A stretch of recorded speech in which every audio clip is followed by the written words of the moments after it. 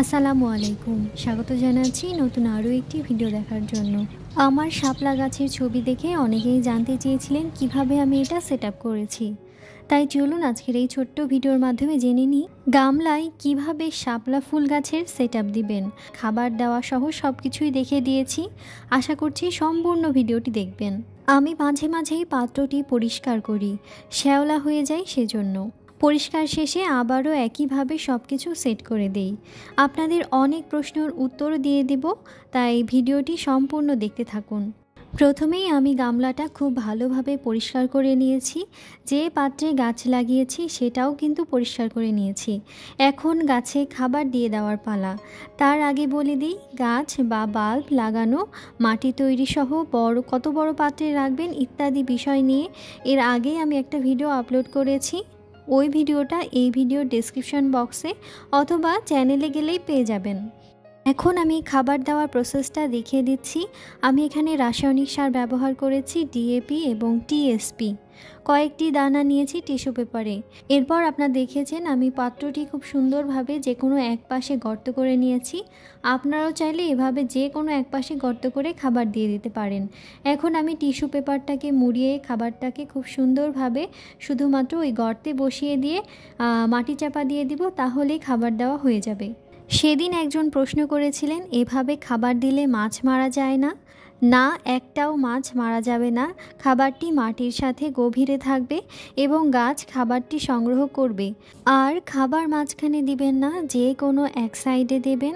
মাঝে যেহেতু কন্দ আছে, সেখান থেকে নতুন নতুন আরও অনেক পাতা আসবে, তাই যে কোনো এক পাশে গর্ত করে খাবার দিতে হবে। এরপর খুব গুরুত্বপূর্ণ একটা কাজ অলরেডি আমি শুরু করে দিয়েছি, তা হচ্ছে গামলাটা পানি দ্বারা পূর্ণ করা। প্রথমেই একটি পলিথিন নিয়েছি আমি এবং ভেতরের পাত্রটি সম্পূর্ণ ঢেকে দিয়েছি। এখন আগে থেকে তুলে রাখা পানি পরিমাণ মতো দিয়ে দেব। ভেতরের পাত্রটি যেন খুব ভালোভাবে ডুবে যায় এমনভাবে পানি দিতে হবে। ভেতরের পাত্রটি পুরোপুরি না ডুবলে গাছ মারা যেতে পারে। এখন অনেকেই জিজ্ঞাসা করতে পারেন কেন আমি পলিথিনটা ব্যবহার করেছি। এটা দিলে আসলে পানিটা ঘোলা হবে না, আর টবের মাটির পানির চাপে পড়ে সরেও যাবে না। দেখতেই পাচ্ছেন পানি কিন্তু একদম পরিষ্কার হয়ে গেছে। এখন শুধু পাতাগুলোকে আলগা করে দিলেই হবে। এখন আপনি চাইলে এভাবেই রোদে রেখে দিতে পারেন। পানি কমে আসলে আবারও নতুন পানি অ্যাড করে দিতে হবে। আর যদি আমার মতো মশার ভয় থাকে তাহলে অবশ্যই গাপ্পি মাছ ছেড়ে দেবেন। এরা মশার লার্ভা খেয়ে ফেলে। তো যাই হোক, পানি দেওয়ার 2 থেকে 1 ঘন্টার মধ্যে কোনো ধরনের মাছ ছাড়া যাবে না। 1 থেকে 2 ঘন্টা পর মাছ ছাড়তে হবে, তাহলে মাছের কোনো ক্ষতি হবে না। এখানে আমি মিক্সড গাপ্পি মাছ রেখেছি। রঙিন মাছ আমার ভীষণ পছন্দ, ওদের ছুটে চলা দেখতে আমার ভীষণ ভালো লাগে। আর এই রঙিন গাপ্পি মাছ অ্যাকোরিয়ামের দোকানে গিয়ে বললেই ওরা দেখিয়ে দিবে। আর বিভিন্ন দামের হতে পারে, অবশ্যই জোড়া কিনবেন, তাহলে দ্রুত বংশ বিস্তার করতে পারবে। আমার এখানে মাত্র 6টা মাছ ছিল, এখন তো দেখতেই পাচ্ছেন এতগুলো হয়ে গেছে আলহামদুলিল্লাহ। আমি জানি না এখন পর্যন্ত আপনারা আমার এই ভিডিওটি দেখছেন কি না। যদি দেখে থাকেন তাহলে অবশ্যই লাইক, কমেন্ট এবং শেয়ার করতে পারেন। আর যদি ভিডিওটি ভালো লেগে যায় তাহলে অবশ্যই আমার চ্যানেলটি সাবস্ক্রাইবও করতে পারেন।